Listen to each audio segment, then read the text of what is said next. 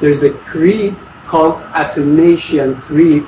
This creed defines God in Christianity. I'm going to read very shortened version, very summarized version of this Athanasian Creed defining the Trinity. I picked the most important part of this creed. I'm not saying everything, but these are the most important part of the Athanasian Creed. Athanasius was a church father of the 3rd and 4th century. 3rd and 4th, particularly in 4th century, he was very famous. But after he died, someone, we don't know who, even churches, Christians don't know who, someone wrote down a series of statements about God. Later on, churches combined these statements and named it Athanasian Creed. But Athanasius didn't know that. It's only named to give credit to this creed. As the Gospels, we don't know who wrote Gospels, but the church fathers put names on the Gospels. Gospel of John, Gospel of Matthew, Gospel of Mark, Gospel of Luke. Luke never knew who wrote this Gospel. Matthew didn't know who wrote this Gospel. John didn't know who wrote that Gospel. However, the church fathers put these titles on these books. Same thing, somebody put title on this creed called Athanasian Creed. Statement 1, or very basic one, it says we means Christians, we worship one God, and one God in Trinity, and the Trinity in unity. If you ask a Christian scholar, not ordinary Christian scholars, ask them, who do you worship? If they ask you, who do you worship? You say Allah. Right? Why? Because everybody worships Allah according to Quran. يُسَبِّحُ لِلَّهِ مَا فِي السَّمَاوَاتِ وَمَا فِي الْأَرْضِ. Everything, stone, ocean, sky, stars, everything, human being, animals, worship God alone, according to Quran. But humans and jinns, they have given choice. Some of us go the wrong way. We reject Allah, we worship stone, or we worship human being, we worship the money, and so on. So, according to Christianity, Christians worship one God in 3 persons in Trinity and 3 persons in unity. It means when we worship 3 persons, we don't worship 3 gods. We worship still one God. And if we worship one God, still we worship these 3 persons. That's statement 1. Then it says, neither confusing the persons. We don't confuse the persons. Persons are separate. These 3 persons are not one person. Neither confusing the persons, nor dividing substance. Now here comes the question, what is substance?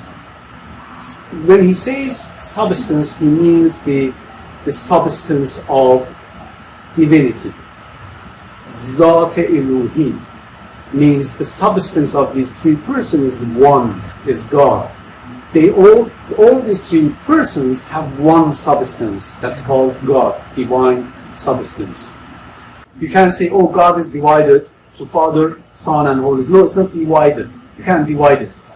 And also, these 3 people are not one. These 3 persons are not one. Still, they are 3 persons. They speak to each other, like Son speaks to Father, Father speaks to Son, Holy Ghost comes to Son. So these are separate people, but their essence is one. They don't have 3 essences, their essence is one. For there is one person, the Father, one person of the Father, another of the Son, another of the Holy Ghost. How many persons we have here? 3 persons. So you cannot say, oh, it's only one person. No, there are 3 persons. Again, this is Christian creed. It's not my definition, it's the Christian's creed. If you say this to Christians, they might say, no, you're wrong. Ordinary people, right? No, there's only one. Well, your creed says there are 3 persons. No, they're one. Because they don't know the more scholarly definition of Trinity. But Christian scholars, church fathers, priests, they know it. Yeah, I said it. The Godhead, but the Godhead of Father and of the Son and of the Holy Spirit, all one, means their essence is one. Their divinity is one. You cannot divide the divinity between Jesus, Father, and Holy Ghost. No. The divinity is one. You can't divide it. It's not divisible. The glory equal means their glory is also equal. It's not like Father is more glorious, Son is little less, Holy Spirit is somewhere in between. No. Three are as equally glorious. The majesty, co-eternal, means their majesty is simultaneously equal. It's not like first Father was God and majesty, and then he gave the majesty to glory to Son, and then Son gave the Holy Ghost, or other way around. Simultaneously they were God and glorious and majesty. Okay? I know there are lots of questions back of your mind. How that can be possible? We will go through it. And you will see plenty of mistakes, plenty of contradictions, plenty of issues with this creed. But this is only beginning. Such as the Father is, such is the Son, and such is the Holy Ghost. I mean, whatever the Father is, the Son is same, and the Holy Ghost is same. There is no difference at all. The Father is God, the Son is God, the Holy Ghost is God. Well, if three people are God, of course everything is same. They are all majestic, they are all glorious, eternal, and so on. And now here is interesting. And yet there are not three gods, but one God. At the end says, yet. You see, this yet itself has a meaning. It means the church father and the theologian who wrote this down understands that every human logic is going to conclude that there are three gods. When it says yet, it means I know what is in your mind. I know you think there are three gods, yet there are not three gods, but one God. The author itself knows human logic is going to conclude with this definition we have three gods, not one God. That's why it says, and yet. Interesting, right? So Christians themselves believe that the three components of the divine essence are the same level, or their glory is equal. Then why is it that in the Bible, when it says Jesus is worshiping the Father in a sense, then how can they conclude that their level of divination is the same? Yes. You see, that was a conflict of theology between church fathers in 3rd and 4th centuries. It means there is a history of 1600 years discussion and debate on that question in Christianity, and still they haven't solved it. However, I will tell you what they say. They say, you see, yeah, Jesus is equally God, Father is equally God, Holy Ghost is equally God. But when Jesus worshipped God the Father,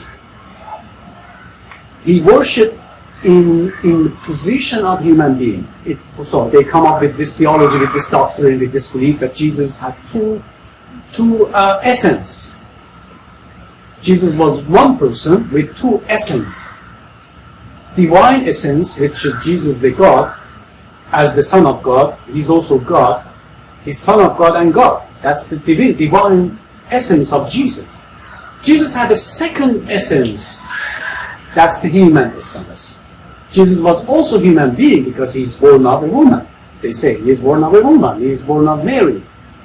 So Jesus was one person, two essences. Divine essences was godly or as a God, and human essence, Jesus was human. So when he was worshipping, at that moment, he was behaving as a human.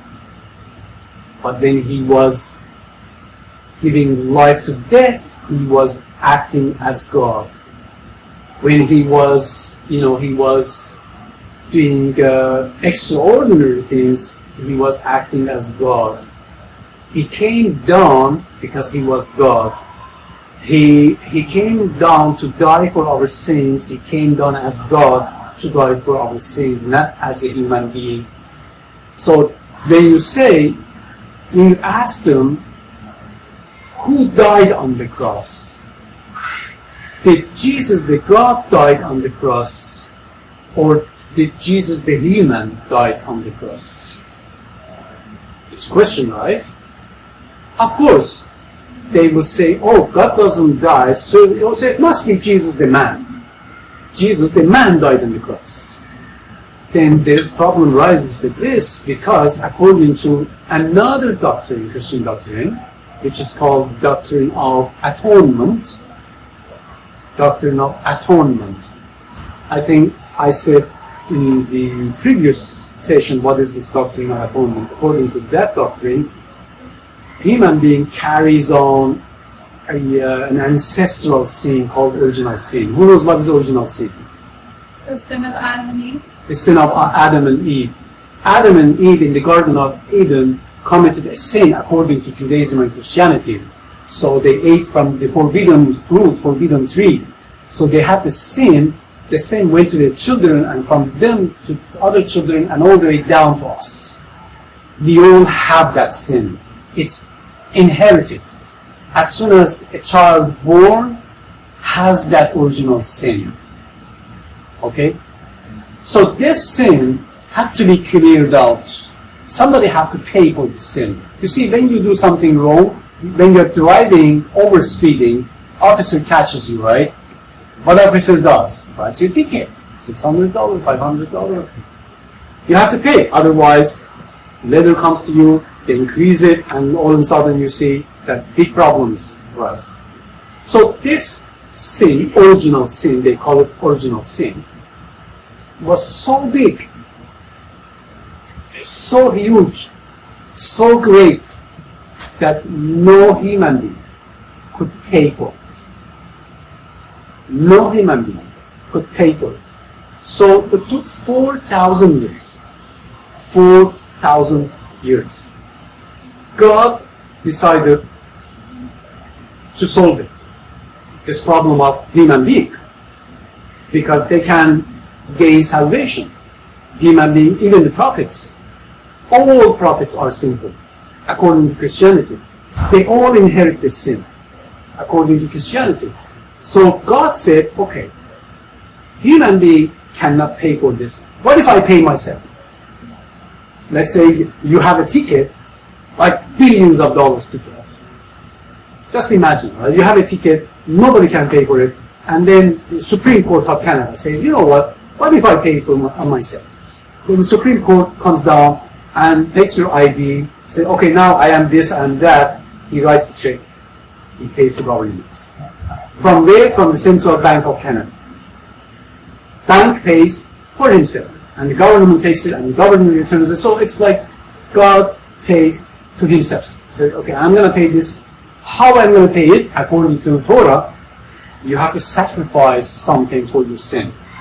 According to Torah, if you commit a sin, you grab a cow, a sheep, a goat, a lamb, or a pigeon, you go to temple, you give it to the priest, and tell them, I committed a sin, I want to pay for it. So the priest take it, slaughter it, and pray for you, your sin is forgiven. That's called atonement. So God had to be sacrificed. He had to be sacrificed himself for that sin, that original sin. But if God comes down and slaughters himself, what's going to happen? The world without God. So he sends his son. He sends his son. Who is his son? Jesus. So God sends his son, or God comes down in the form of his son, in the second person form, God the Son. He goes on the cross. He becomes the sheep or the lamb of human being. He becomes the atonement. He becomes fadiyeh, kafare, fadiyeh, atonement. So God came down to pay for our sins. He went on the cross. He died for our sins, the original sin. That's how whoever believes in Jesus and his blood means he died for our sins, he is saved. He doesn't carry anymore the original sin. This is what they say, Christians say.